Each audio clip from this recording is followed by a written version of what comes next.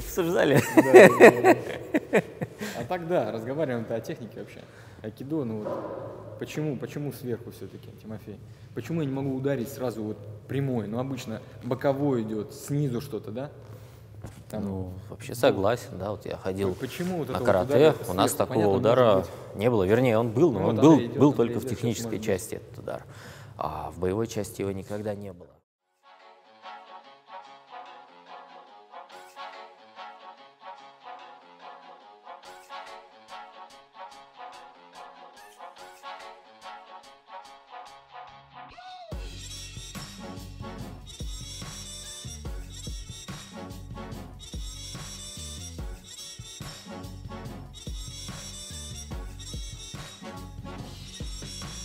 Сверху удар вот сверху. Почему, зачем он? В лоб сверху, когда будет бить тебя в лоб сверху? Кто будет бить? Подворотни, если подойдут, сразу раз, два, там, три, пошло. Вот это вот. Зачем вот это сверху? Может быть, понятно, эти айкидошные все штуки идет все это из истории, говорят, оружие, работа с оружием, сверху эти удары. Но сейчас какое вот прикладное значение может иметь вот удар этот сверху? Я смотрю на Тимофея, понимаю, что он столько раз это слышал, что ему хочется дать просто раз и сказать, что хватит уже задавать неумные вопросы. Если полезть читать историю, то про оружие, про то, что исторически это оружие, вопрос всегда даже не в том, почему так, а почему сейчас зачем мы это изучаем. И остается метода. То есть то, что делали когда-то давно для поля боя, нам сейчас не очень нужно, но на этом материале, который десятилетиями, столетиями нарабатывался, остались вещи универсальные, именно методические. Очень простой пример, кстати, про тот вопрос, который ты спрашиваешь, от прямого удара, да? Ну, уклонись медленно, спокойно, ну, как умеешь, да, понятно, чему учишься, да? Что-то такое. Ну, нормально. Но для айкидо только такое движение не годится. Делай, вот ничего не придумывай, делай ровно то же самое. Ровно то же самое. Да? И ты получаешь. Ничего не придумывай, делай ровно то же самое. И ты получаешь. Вопрос в том, чтобы у человека выработать универсальный подход. То есть у нас удары в голову есть. Если тебя сразу будут бить таким образом, ты будешь по кратчайшей уворачиваться. Для нас не самый подходящий именно методический элемент. То есть ты по кратчайшей будешь уворачиваться, а потом на другую атаку, там, ножом сверху, ты будешь убирать корпус еще другим способом, на атаку ногой ты будешь убирать корпус еще другим способом, и у тебя очень-очень много вариантов, нет универсальности. Чем проще, тем лучше работает. А проще — это когда у тебя одно решение на все. Да, а новичкам гораздо проще. И идет универсальный один подход. Это методически оправдано. Потом ты с любой атакой ты на этих принципах работаешь. То есть к этому приходят? Ну, да, сразу. это есть, это обязательно есть. Но также и в бокс ты придешь, да, тебя не поставят сразу против там, чемпиона мира в ринг, да, как мальчика для битья. Тебе дадут скакалку, тебе заставят приседать под ниточкой, да, работать на ногах, чтобы ноги включились. Это та же история, надо, чтобы ноги включились. Это очень хорошо, если я быстро, медленно, спокойно. Да? Но мне надо, чтобы не вот это включилось, а ноги. Тогда это будет универсально. Вот. Отсюда я пошел. Поэтому это более медленная атака, более видная атака. Мне легче реагировать. И такая, на которую мне придется уходить полностью.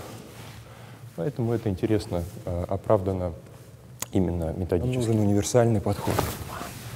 Отсюда пойдет техника. Поэтому мы делаем именно в учебных целях эту атаку, используем действительно очень много. Ты считаешь, что вот это будет работать через какое-то время? Сколько должно пройти времени вообще, чтобы вот новичок смог работать? Сложный вопрос и такой очень скользкий, хитрый. Когда приходят люди с каким-то опытом уже, у нас практически все инструктора с каким-то опытом. Я после борьбы пришел 8 лет, Тимофей, каратэ Кёкушинкай, да, все ребята уже на какой-то опыт. И прикладной аспект, конечно, проявляется раньше. Да? А если человек приходит с нуля, очень важно, какую он цель, какие задачи ставит, как часто он тренируется. Понимаешь, у нас есть возможность, люди каждый день тренируются, действительно каждый день. Тоже задачи, да, у всех разные, но кто бы что ни говорил, там вот приходим не за дракой там, и прочее, все равно какой-то прикладной смысл в этом занятии должен быть, это боевое искусство. Согласен, 100%, но новички хотят увидеть это вот сразу, понять, и многие, наверное, не могут это сразу. Это как коэффициент. Я вот все время говорю, что это навык, да? Это как коэффициент для твоих других тактико-технических характеристик. В принципе, то, что делается против шоменучи вот этого удара, тренировка, работа ног, осанка, оси вращения, тайминг входа, это все пригождается потом вообще во всех атаках, во всех остальных. Поэтому на удобной, широкой траектории оттренировать универсальный способ, универсальный подход — это замечательно. Получается, что исторически оправдано, методически оправдано аж по 2 параметрам. Поэтому много работы шум и ночи. Это не значит, что нет прямых ударов. Прямые удары обязательно есть. У нас в программе, начиная со 2-го дана. То есть люди с черными поясами обязательно работают против прямых ударов. Но не новички. Как-то так. Сегодняшний вопрос от новичка. Сегодняшний вопрос от новичка. Еще раз. Зато я буду веселее. Сегодняшний вопрос от новичка был о том, зачем вы такие амплитудные, такие, на первый взгляд, нелепые, широкие движения в атаке, которые мы называем шум и ночь. Много пунктов, почему мы так делаем. Самый первый, на них гораздо легче учиться. Если бьют прямой в челюсть, очень быстро, хочется зажмуриться, очень страшно, на этом трудно тренироваться. Гораздо легче, методически оправдано аж по 2 параметрам. Поэтому много работы шум и ночи. Это не значит, что нет прямых ударов. Прямые удары обязательно есть. У нас в программе, начиная со 2-го дана. То есть люди с черными поясами обязательно работают против прямых ударов. Но не новички. Как-то так. Опять много. Ну, честно признаться, вот я сейчас держу тебя за руку, и смысла не вижу в этом. Зачем мне хватать тебя за руку, а не, допустим, начинать с удара разговор? Уровень должен быть определенный. Или борьба, или удары.